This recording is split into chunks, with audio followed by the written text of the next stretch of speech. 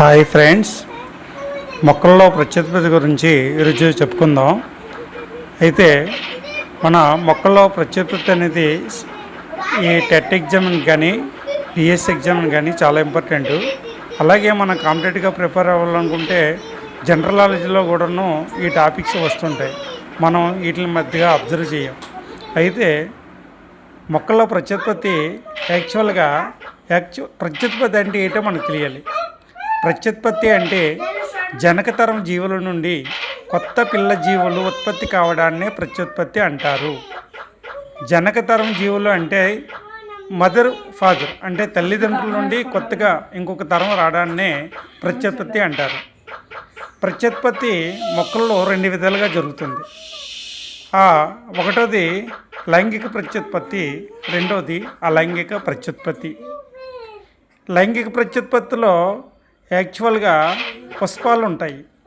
పుష్పాలలో అది ఫలదీకరణ చెందడం వల్ల పుష్పాలలో ఉన్న స్త్రీ బీజ కోసము పురుష బీజ కోసము పుప్పుడు రేణువులు, పురుష బీజ కోశాలు అంటే పుప్పుడు రేణువులు, స్త్రీ బీజ కోశాలు అంటే అండాలు, ఈ రెండు ఫలదీకరణ చెంది అవి విత్తనాలుగా ఏర్పడి విత్తనాలు మళ్ళీ నేలపై పడిన తర్వాత వాటికి సరైన వాతావరణం వచ్చిన తర్వాత కొత్త మొక్కగా అదే తరం కొత్త మొక్కగా ఏర్పడుతుంది అన్నమాట.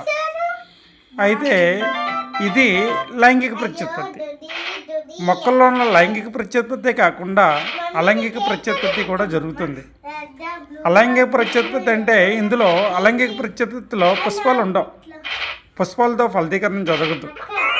ఇందులో విత్తనాలతో కొత్త మొక్కలు ఏర్పడవు. వేర్లు, కాండాలు, పత్రాలు మళ్ళీ మొగ్గల నుండి కొత్త మొక్కలు ఇస్తాయి అన్నమాట. ఈ అలైంగిక ప్రత్యుత్పత్తిని వేర్లు, కాండము, పత్రాలు, మొగ్గలు మొదలగు శాఖల ద్వారా జరుగుతుంది కాబట్టి మనం శాఖీయ ప్రత్యుత్పత్తి కూడా అంటాము. అంటే అలైంగిక ప్రత్యుత్పత్తి అంటే ఏంటి? అలైంగిక ప్రత్యుత్పత్తిని శాఖీయ ప్రత్యుత్పత్తి కూడా అంటాం.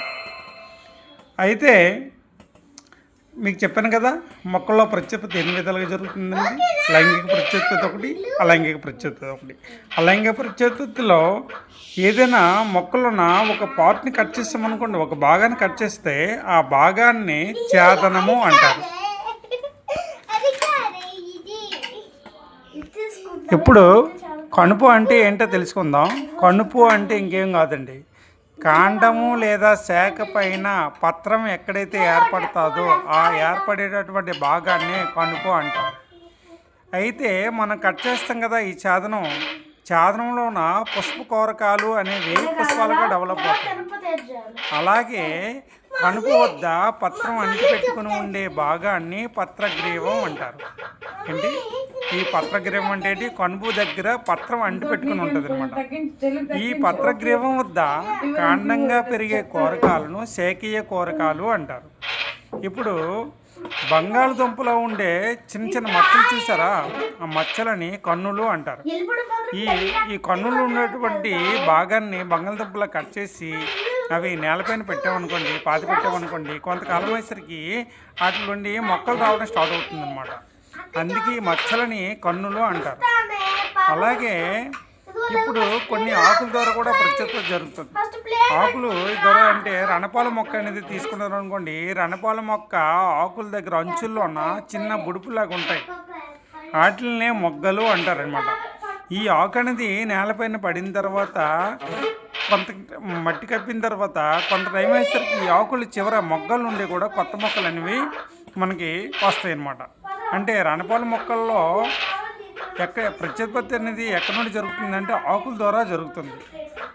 అదేవిధంగా వేర్ల నుండి కొత్త మొక్కలు వచ్చేటటువంటివి కొన్ని ఉదాహరణ ఏంటంటే చిలకడ దుంప ఒకటి. చిలకడ దుంప కూడా మనం దాని వేరు నుండి కొత్త మొక్క వస్తుంది.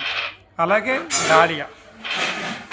ఇప్పుడు మనం యాక్చువల్గా ఎడారిలో చూస్తాం కాక్టస్ అనేది ప్రత్యుత్పత్తి ఎలా జరుగుతుందంటే అది తల్లి మొక్క నుండి ఒక పార్ట్ అనేది విడిపోయి ఆ పార్ట్ అనేది నేలపైన పడిన తర్వాత అది ఆ పార్ట్ నుండి కొత్త మొక్క వస్తుంది అనమాట. అంటే అది ఇక్కడ కాండం నుండి మొక్క